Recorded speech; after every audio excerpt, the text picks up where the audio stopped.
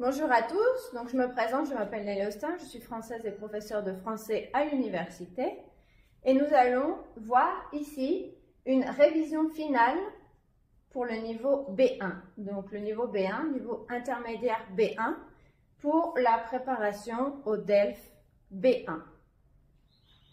Donc avant vous pouvez voir les révisions finales du niveau A1 et A2 pour pouvoir réviser bien les bases et ensuite donc voir cette révision du niveau B1. Donc ce sont les thèmes de la vie quotidienne et les situations sociales, donc en général. Donc pour l'examen, vous avez une partie écrite, enfin des parties écrites, des parties orales. Donc en général, vous devez réviser tous ces thèmes qui englobent un petit peu toutes ces idées. Donc la présentation personnelle. Pour la présentation personnelle, vous devez parler de votre parcours. Quel a été votre parcours d'études, votre parcours professionnel, vos expériences par rapport à tout ça. Ensuite, les projets. Quels sont vos projets? Donc en général, les projets, c'est dans le futur, donc parler du futur, vos projets pour le futur.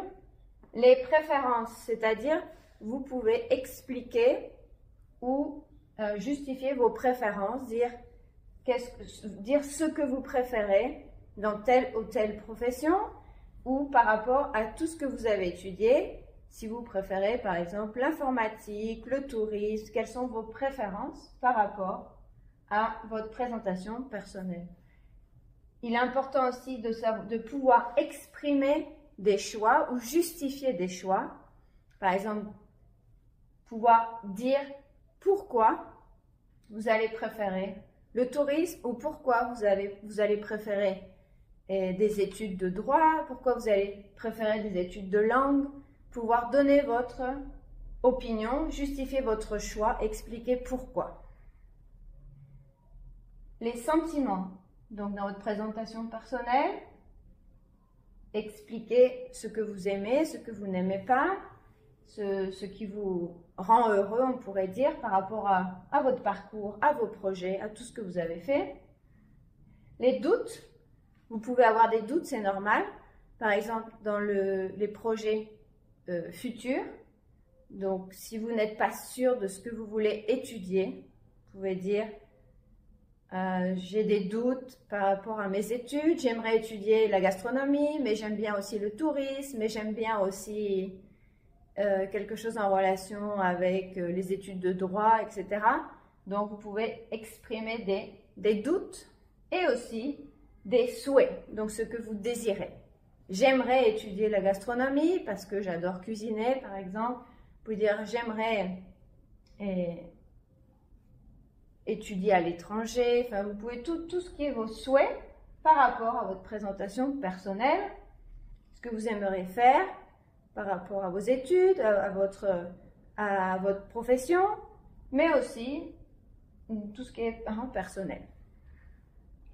Et ensuite, un point important, c'est pouvoir raconter des expériences passées. Parce que dans le niveau A2, on voit tout ce qui est le passé composé et l'imparfait.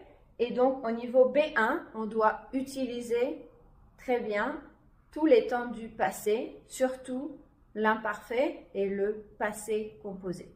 On a aussi le plus que parfait, mais donc surtout imparfait, passé composé. Ensuite, pour les responsabilités quotidiennes, c'est-à-dire la vie quotidienne, mais plus par rapport à des responsabilités. Nous avons l'emploi du temps, donc pouvoir bien organiser son emploi du temps, bien gérer son emploi du temps, pouvoir dire un petit peu ce que vous faites de telle heure à telle heure, bien organiser tout ça, l'emploi du temps, les activités. Les imprévus. Donc, quand vous avez des imprévus, quelque chose qui est différent, qui n'était pas prévu justement dans votre emploi du temps, donc parler des imprévus, des choses qui peuvent arriver comme ça, de manière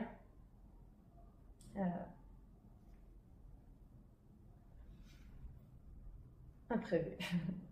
les consignes. Donc, quand vous avez des consignes, quand vous êtes au travail, dans votre domaine du travail, et qu'on vous donne des consignes, il faut faire ça, ça, ça, etc. Donc, pouvoir comprendre des consignes et pouvoir les appliquer. Les formulaires. Et quand c'est pareil, quand vous devez remplir des papiers pour un travail, pour un visa, pour un passeport, toujours remplir des formulaires. Donc, savoir bien remplir des formulaires et pouvoir élaborer des emails, des courriels formels et informels.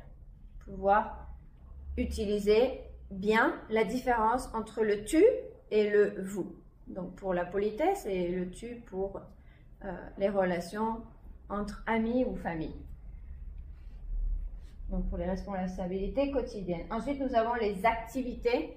Donc tout ce qui est activité, donc les loisirs, les activités sportives, etc. Ensuite, tout ce qui est culturel. Donc parce qu'il y a beaucoup d'activités culturelles en relation avec la danse, la musique, le théâtre, il y a beaucoup de festivals en France par exemple. Donc tout ça c'est la culture. Ensuite, nous avons le thème des voyages aussi.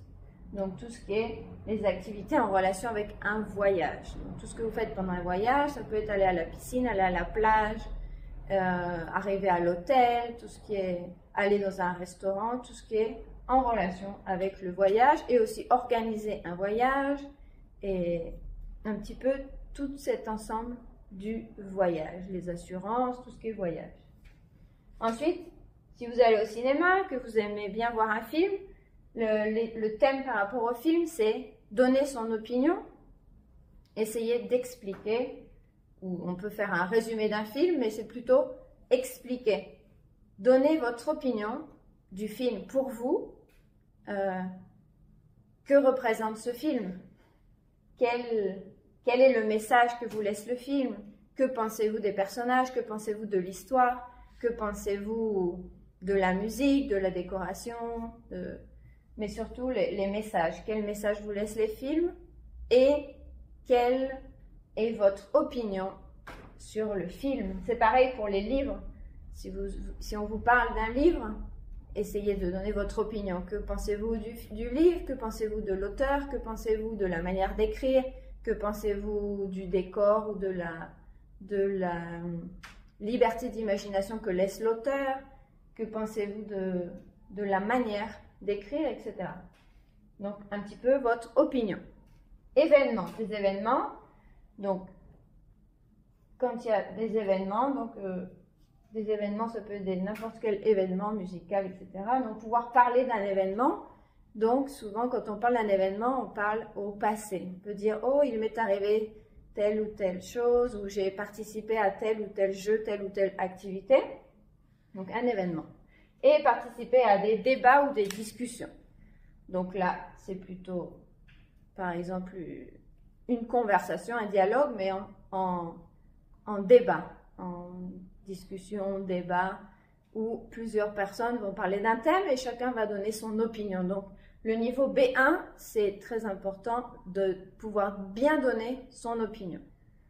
Donner son opinion, défendre son opinion, expliquer pourquoi on est d'accord, pourquoi on n'est pas d'accord, ou pourquoi c'est notre opinion et pourquoi on donne cette opinion. Donc, il faut donner des exemples pour donner du poids à cette explication.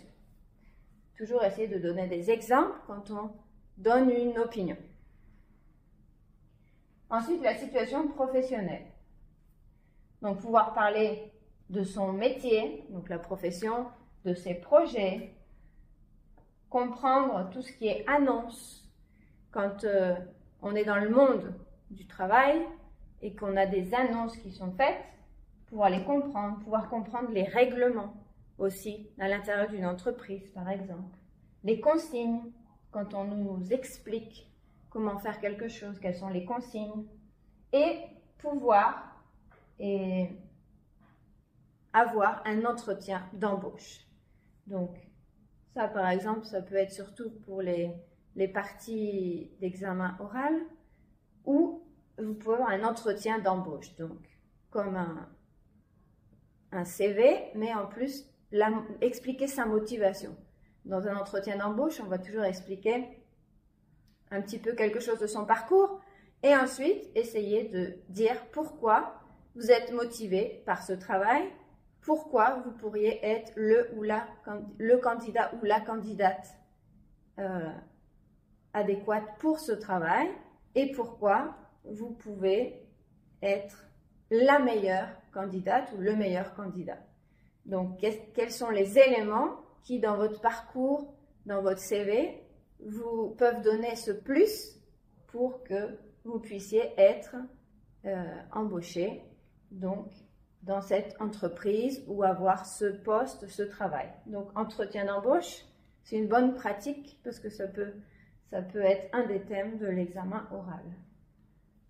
Ensuite, pour les situations quotidiennes, donc les situations quotidiennes, qui peuvent être aussi pour l'examen oral, vous avez la plainte, se plaindre de quelque chose.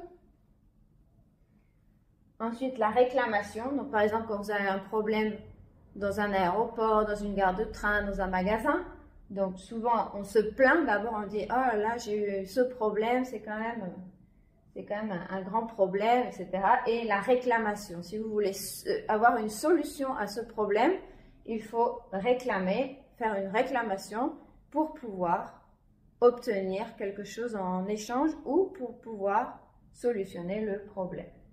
Les conseils, donc pouvoir donner des conseils et pouvoir recevoir des conseils de quelqu'un aussi. Obligation, donc comprendre et exprimer des obligations. Il faut faire, je dois faire, il est obligatoire de faire. Les interdictions, il est interdit de stationner, il est interdit de faire telle ou telle chose.